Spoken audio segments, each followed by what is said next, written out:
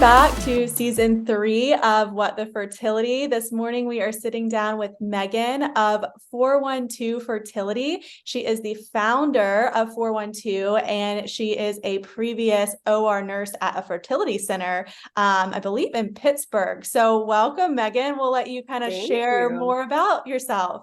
Thank you guys. I just want to start by saying thank you guys for having me on season 3. That's so exciting. I bet. I've been listening to you guys for a little bit. I actually found you guys on Instagram, which is like this community on there is just so nice to have. But so yeah, congratulations. I'm very honored to be here. So I'm located in Pittsburgh. Kat and I kind of just talked about, and Amanda talked about how 412 is Pittsburgh's area code. So that's kind of where the name comes from. I have been a nurse for going on 5 years. I actually started in the emergency room on night shift. Shout out to McKeesport Hospital. And I got really burnt out because then COVID happened. I was also going to school full time to get my bachelor's degree, and I was working steady night shift. So I was like, I have to do something different. I ended up finding the fertility job and I was like, oh my gosh, this sounds amazing. I actually never wanted to be a nurse. Fun fact. Really? One of my very best friends had her baby years ago, and I kind of spent the time there with her while she was laboring. And I kind of had this epiphany like, oh my gosh, this is what I should do with my life. I worked at David's Bridal for 7 years. I worked like financial industry. Like I just knew that was not like my calling. So this epiphany I had for a couple of weeks, I said, okay, let me apply to nursing school. Let me see what happens. And then a couple months later, I was in like a fast track diploma program and the rest was history. So once I found this fertility job, I said, like, I kind of had that same feeling that I had when my friend was in labor and had the baby. And I was like, this is what I need to do. I just felt it in my gut that's what I should do. So I applied. I really wasn't expecting much just because I know those specialties can be kind of harder to get into. It's outside of a hospital. It's not, I guess, as in demand. So they can kind of be picky. But I ended up getting it and I spent the last 2 years there. And I have learned so much. There's still so much that I don't even know. But just to kind of have that background has been really helpful in my fertility journey as well. So it's so funny because I've gone to these support groups and I hear, these women talk about how they kind of knew that something was wrong. And I was the complete opposite. I was like, this will be fine. Like it's been a year. It's fine. It's okay. It's not a big deal. And then I was talking to one of my fellow physicians. We were setting up the OR for egg retrievals. And I was just like, hey, let me just run this scenario by you. And she said, well, why don't you start by OPKs, like the ovulation tests? And I said, I don't really want to do that, but okay. So I think it was like a couple months later, I decided, let's give this a go. And then from there, I think it became like a full-blown obsession. It was like, peeing on a stick twice a day. It was like I ordered the bulk packs of pre-mom strips from Amazon. I know exactly what you're talking about. It was so bad. Well, I actually think I started with the clear blue ones, the smiley face ones. And I was like, I don't like these. So I went to the pre-moms because a friend told me about them. And then I was like, I was hooked. I was like, this is so intense. It was very consuming. I ended up scheduling, I don't even know if we like officially scheduled an appointment, but I had like an appointment with one of the PAs. I just walked into her office. I said, hey, can we chat? So she took me on as one of her patients. And from there, we had already been like trying for over a year at that point. I'm still like in Delulu land thinking that everything is fine and dandy. And then once we started doing testing, I was diagnosed with Hashimoto's, which I didn't know that I ever had that before. And then once I kind of got the levothyroxine, the thyroid medicine, it really helped me feel better just as a whole. So I thought, okay, like this is it. This will be fine. Yeah. All good. This was the problem. Then we did 6 medicated cycles. All of those failed. I ended up on Clomid. Like Clomid is an enemy of mine. We do not get along. So I was on letrozole for 5 more cycles. And then we did 4 IUIs. And with the first one, I was like, okay, like statistically, I know maybe our chances aren't that great for number 1. So I said, we'll do 3. We'll do 3, maybe 4. So we get to our 3rd one and we were both like, okay, if this one doesn't work, like, are we actually going to do another one? And I was very against it. But then, you kind of go into this, well, what if the next one is going to work? So then I said, fine, let's do a 4th one. And then I said, I would never do IVF. I think just knowing, not even knowing, but just experiencing the past few years of helping women go through egg retrievals.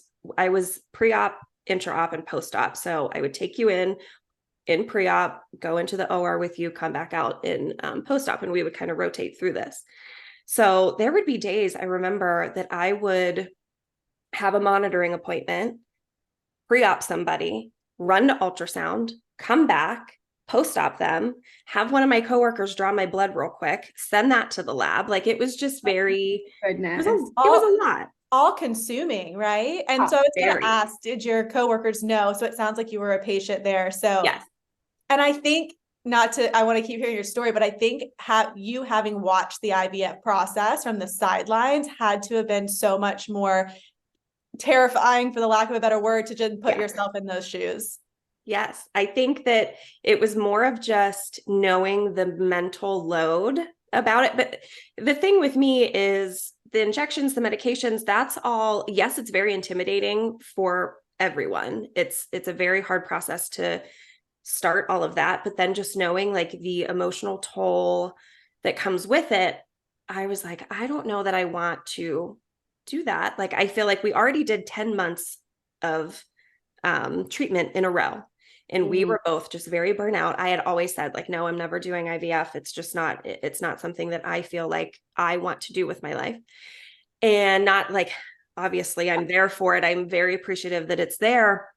I just didn't feel like it was something that I wanted to do. So we had our last IUI in January. When it failed, we got married in February. So every February we go on a trip, we go on a vacation. So we kind of planned it so that after my 2-week wait, I would get my cycle and then have my cycle at home. And then we would go on vacation. That's awesome. And in my mind, it was either we were going to celebrate a baby or we were just going to drown our sorrows in alcohol and a beach and call it a day. You're like, we are going to have a drinking fest. Yes. Or celebrating. Yeah, I'm with you. Yes, absolutely. And I will tell you that helped. We probably didn't take advantage as much as we should have, but it was just nice to get away and not think about it and, not bring OPKs or HCG strips with me and, just kind of not think about it. And then from there, it turned into not thinking about it for months. I stopped. The only thing I would track was on the Premom app, just like when I got my cycle, just so I can keep track of it. And I was like, I have no desire. I have no desire to go back into it, no desire to think about it. I was just kind of done. And my husband was done. And we spent many moments crying and many moments saying like, what if this never happens? And then in March, so we kind of went on our vacation in February. In March, I said, I'm going to quit my job and I'm going to start this business. Casual. So I have because the business you're starting is 412 Fertility, but then like personally, you're like, I'm done. So that is so interesting to me. Yeah. So personally, I was like, there's no more energy that I have that I can give to this, maybe in a while. Like I wasn't writing it off forever, but I was definitely like, I don't want to continue like treatment after treatment after treatment. We would it would fail, get my cycle, go back in for baselines. I just knew that I could not do that anymore. So ended up starting this business. And because I really knew that this specialty is what I wanted to continue my nursing career in. And So Pittsburgh is actually very small in terms of fertility. There are only 3 practices here. Oh, wow. However, the one practice, Shady Grove, you can monitor here, but you end up doing your retrievals in Maryland. So really there's like 2 full-blown IVF labs. And there's not many options, I would say. So from, being a nurse in the specialty, then being a patient in the specialty, I thought, like, this is what I would like to do for the rest of my life. This is what I am good at. I'm passionate. I've never really been passionate about much in life until this. And once I kind of decide something, I just do it. Hence deciding to apply for nursing school. And then a couple months later, I was in. Like, it was just, I'm very like spur of the moment, I guess. I love it though. That's awesome. It can be bad, I think, sometimes, but in this situation, it was good. It's really good. It is. Yes, good. this one was good. So I ended up, let me backtrack. I actually started looking at stuff around December. So around, honestly, this time last year is when I got my domain, because in my mind, I'm like, what if somebody else thinks of this? Like, I need to hurry up. And I got my domain. I like created a website. I had never done any of this in my life. So I was very like, I remember sitting on the couch, my husband's watching something on TV. I'm like on Show It, making a website, like creating it all from the beginning. Looks incredible too. Thank you. By yourself? I did. Wow. I did. I had no idea what I was doing to the point where I closed my laptop and I looked at my husband. I said, can we just acknowledge the fact that I have no idea what the heck I'm doing? And we both like laughed about it. But I mean, now I feel yeah, look at you now. That's incredible. Thank you. I appreciate it.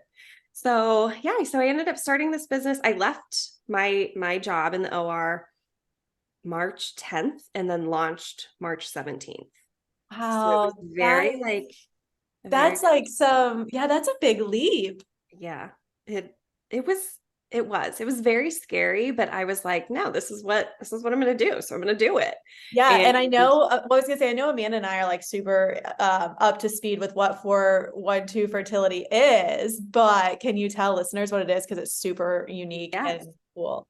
Absolutely. Thank you. So 412 fertility is Pittsburgh's only in-home injection administration and medication teaching service. So essentially I, and hopefully more employees down the line, will end up coming to your home to give you your injections. You can be as completely hands-off as you want to be, or I also do the medication teaching portion where I will spend an hour and a half walking you, your husband, your wife, whoever, your mom, whoever is going to help you.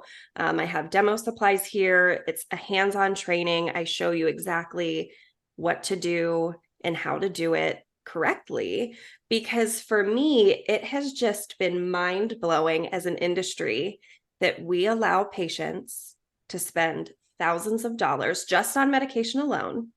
And you essentially get a YouTube video and like, Godspeed, good luck.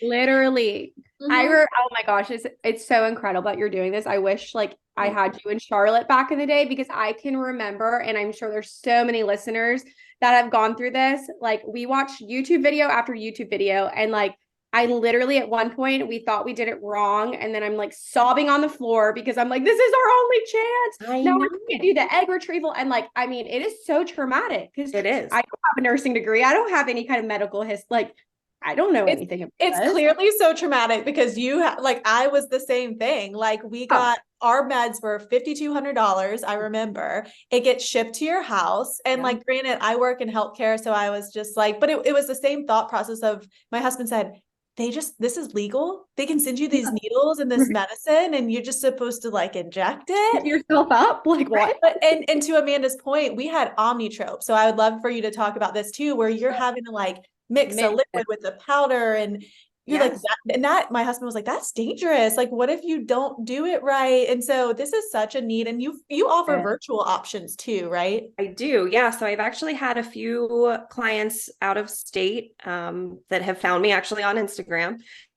So yeah, it's been a wild ride for this last portion of 2023. But it's been really good. I'm honestly so honored to be able to help people, because I remember when I was triggering for my first IUI, my husband is not medical at all, but he's like, he could do it. So I said, Right. why don't we watch the video, like the whatever on like Freedom Pharmacy? Why don't we watch the video?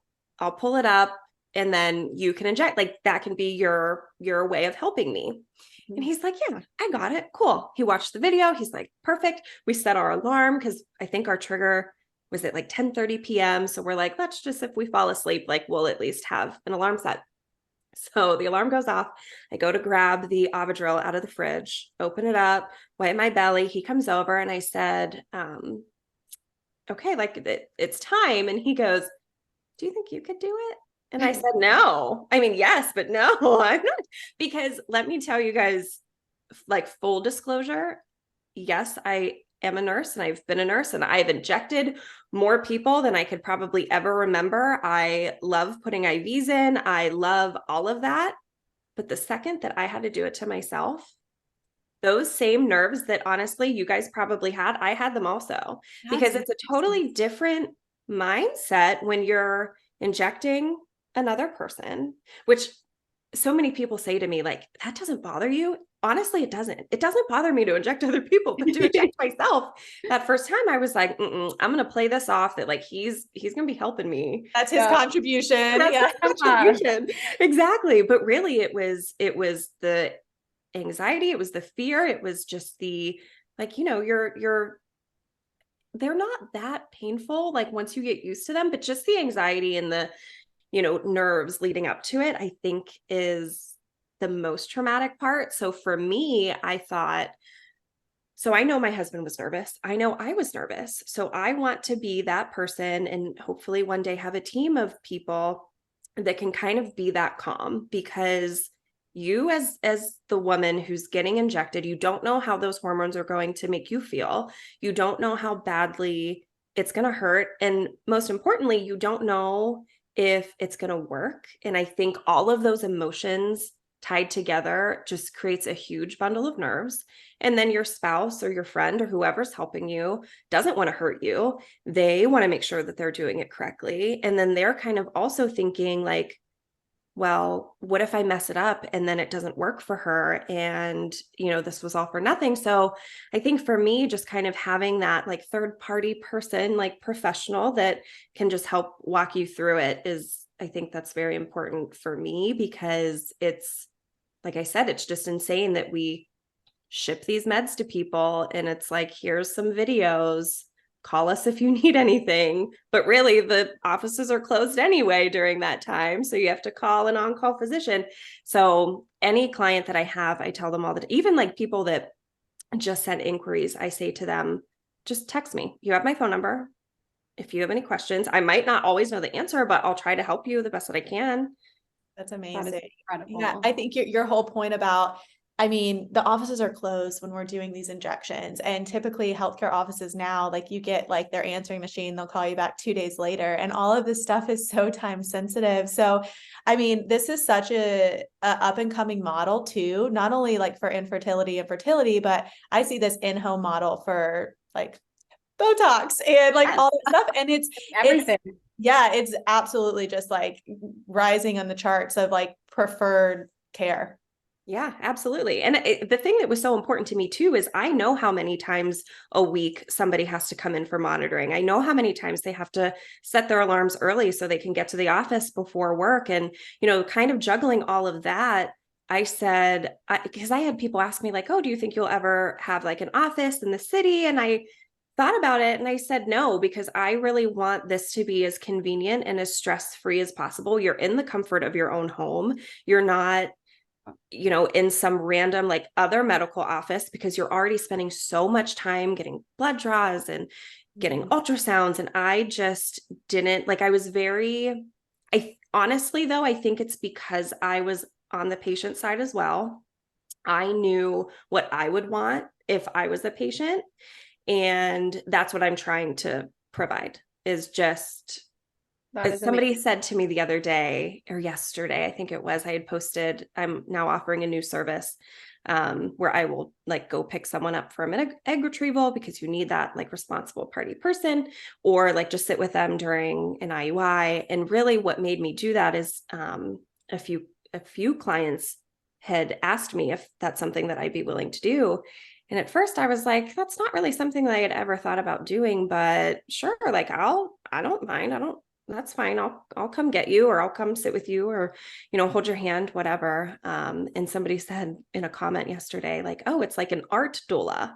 And I said, yeah, I thought about it. Like, yeah, I love that. This is so interesting. I saw the service this morning and my husband and I were just talking about how he missed my hysteroscopy, and like, I will never he's like, I went to everything else for 2 years and I couldn't take off work. But I think that service is so beneficial because of the number of appointments, because of the number of times you have to go in, most of the time during work hours. So your spouse, just as much as they may want to be involved, they might not be able to, right. or, so go by yourself. So like right. to have someone there that's also been through it and has worked like in that field also, I mean, that would be so reassuring for me. Like that would calm me down knowing, okay, one, you like know the ins and outs of it. You've been on this side, so you can relate to me. Like that's, I think, an amazing service to have.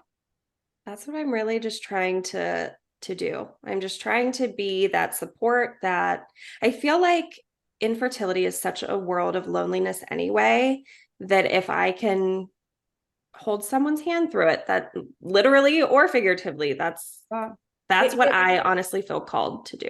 You're closing all the gaps that are currently there. And that is so exciting. I can see this model popping up in a lot of other cities. Hopefully, sure. Sounds like you've already branded it. Yeah, I'm like, franchise it, girl. Yeah, seriously though. I would love to. There's actually a couple businesses that I've just like researched whenever I was trying to decide to do this that I have found, but honestly, like none in Pittsburgh. Like I said, though, Pittsburgh is small, really, in the fertility space. But yeah, I would love to hopefully one day be in other areas. Yeah, once we're not recording, I'll share with you a model that I know, that not for fertility, but you could basically replicate it in the fertility space. And it seems like, of course, you also offer virtual support, which sounds like it's 50% of that business of the training and all of that. So our listeners everywhere can definitely benefit. Yeah. I know that's what I wanted to ask you about. Like, what is that? I know obviously when you're virtual, like you couldn't be there present, like to actually administer the shots, but like, what does that look like for, say, someone in Charleston or Charlotte here listening? What exactly can you offer? Sure. Yeah. So it's essentially just a FaceTime or a Zoom call, whatever, platform is easiest. I have the demo supplies here that I literally walk you through step by step. So we're making sure that you are doing the preparation part perfectly. I think that is the biggest, like you said, with Omnitro, Kat, that it's like you're mixing the liquids into the powders. And I think that can be very nerve-wracking for people. So taking things like that, or Menopure, and making sure that they are using the correct needles and syringes. I've had clients in the past that like they would draw up their medicine and I'd say like, no, that's actually unfortunately not the line that you should be looking at on your syringe. So they were like, oh my gosh, I would have not given myself the correct dose. So it really just making sure the preparation part is perfect, and then showing via FaceTime or, via video where exactly to do it. But then also just kind of being that, again, that calm, that, person that's not a bundle of nerves, because one, you're about to inject yourself, or two, you're about to inject your partner. So just kind of having them take a breath and walking them through it and congratulating them when it's done, because I think it's so nerve-wracking. And I think your adrenaline is out the roof probably whenever you're getting ready to do this. So just to kind of be that one person with the expertise and making sure you're doing it absolutely correctly. And then two, just to kind of bring them down a little bit, tell them they're doing a great job. If they're not, correct them to make sure that they are doing the correct job. So I think it's beneficial. I would love to be able to be in someone's home, just doing it for them or showing them exactly how to do it in person. But for those that can't, please. I mean, I think that I would have loved that. It's just this flashback to everything, that we go through, like to your story with your husband. I mean, my husband got ready and he's like, I gotta sit. Where's there a chair? Can I sit down and do it? And another thing that I know people worry about is the storage of those medications, because you are using them over like a 2-week time period. And that would, that just sounds like such a benefit. You could text yourself or somebody in the future on your team and say like, am I storing this specific med right? And I know like with my both ideas off of. Yeah, like my progesterone shots. I was like, I guess I'm supposed to put those in the fridge because you do everything else. And that would have been a disaster. Oh my God. Yeah. There's been clients that I've had that I really have just gone to their home prior to them even starting, just to make sure that they had everything that they needed, kind of help them organize a little bit, just to kind of make sure that you're setting yourself up for success in terms of injections. Yeah, and I was going to ask, I see you're very detailed on your Instagram, so we'll make sure we tag your handle. But one of the FAQs you answered is, I think somebody said, do you only take IVF patients? But no, not at all, right? Do you want to kind of share who you'll take as a absolutely. So I take client? Any fertility patient. So whether that I've had people doing just timed intercourse that they ended up needing a trigger for. I think when people think of fertility injections, they really only think of IVF because I feel like all that's talked about. I don't think that my husband or I would have known had I not worked in the space, but I don't think I would have known if I was getting ready to do an IUI that I would possibly need an injection. So really any fertility patient that needs injection services, 412 Fertility is 100% available. There are some medications I've had, specifically a dear client whom she had emailed me saying that she needed Lupron, and Lupron can be used for so many different things. But what she needed it for was suppression. So it actually comes in a different syringe than what I am used to seeing. So I was just very upfront and honest. And I said, I'm not familiar with that specific drug, but I am familiar with the reconstitution process. There's drugs that I've, had to mix in the hospital that I'm comfortable doing that. But just so that I will do my research. I will make sure I watch videos on it. And then I would be glad to help you if you're comfortable. And she was, and I saw her a couple times, and, just knowing that she didn't have to figure that all out on her own, I think was a huge help. But if there's something that I'm not familiar with, I'm not going to act like I know it, because there's so much in the fertility space. Even though I worked there, I feel like I'm very consumed in it. There's still so much that I don't know. And there's so much I feel like that we as an industry don't know yet. So I'm always going to be very upfront about it, but I'm always happy to help whoever. That's amazing. Incredible. Yeah, that's because it takes that burden off of that patient to figure it out. Exactly. Right. What is the best way to contact you? Would you say Instagram, or should people just go straight to your website to inquire, or what's the best way to get in touch with you? Honestly, I would say call or text. Yeah, I mean, texting is my favorite way. You share your phone number on there, don't you? I do. I have a business line on there. So it just comes right to my phone, but texting, I feel like because I think it can also be nerve-wracking to have to call somebody and say, hey, I'm getting ready to do IVF, or I'm getting ready to get an injection. Can you help me? So I feel like in a text format, I think it takes the pressure off a little bit. You have thought of everything. Honestly, I've really tried to be very mindful. Even when I go to someone's home, I do wear scrubs because I want to maintain that professionalism, but I wear all black scrubs so that if a neighbor or somebody driving by sees me walking into your home, they're not seeing somebody. I mean, they look like joggers really from far away. Yeah. So they're not seeing a nurse going into your home, because then they're going to say, well, what are you doing? What is something wrong? So I even things like that. And even in my logo, I do have, a jacket and scrub tops and stuff that I have with my logo on it, but the 412 takes up the majority. And then kind of very tiny in the middle of it, I have fertility services. So from a distance, it just looks like I have a 412 shirt on. I love it. And so we talked about this before we hit record, but 412 is the area code of Pittsburgh. Yes. So it like for your patients that are local, people wouldn't even think twice about that. Oh my gosh, no, there are so many.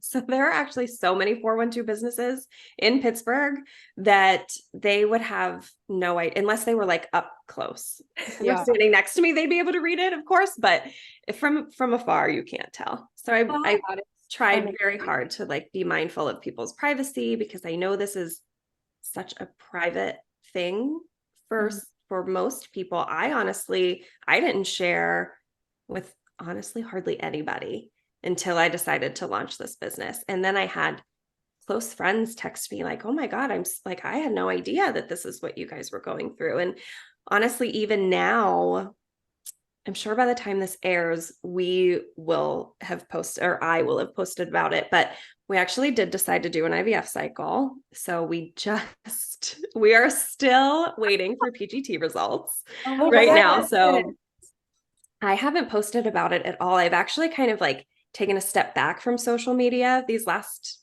2 months, I would say, just because I really wanted to focus on like my own journey. And like I said at the beginning, like I love the Instagram fertility community. I think that it is amazing. I wish I had found it sooner, but there was just things that I didn't want people to know in real time.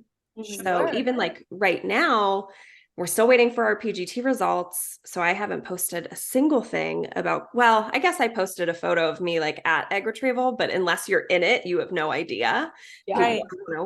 I don't know what like my friends and family think of that photo. They probably have no idea what that means, but I've had friends who have gone, they're like, did you do a retrieval already? Well, it went over my head because I didn't catch it at all. Yeah, it was, I think it was just like something I posted on Thanksgiving to like shout out my husband because he's really been such a rock. You know what's so interesting, and then we'll wrap this up, is like this whole IVF experience for you, personally is going to grow you and your husband and hopefully your family. But on the professional side, you're gaining all this experience, at least in my own experience, like doing the podcast, like having gone through it myself. There's just so much more knowledge that I'm sure you've just learned in the last couple months. Oh my gosh. Even so, I had a full stim client as I was starting my own injections. And so I went to her for every injection. She like, I just did it all. And she, that Menopur burn, I don't know if either of you have done Menopur, but it's to me, it was not a burn. It was worse than that. So she had started a couple days prior. So I was doing my injection as I normally do. And then once I started, I was like, there's gotta be a better way to do this. So for me, it was better to do it like so slow, like painfully slow. Honestly, I feel like it could have lasted like 45 seconds. It was that slow. So I went to her house the next day and I said, hey, let me try something.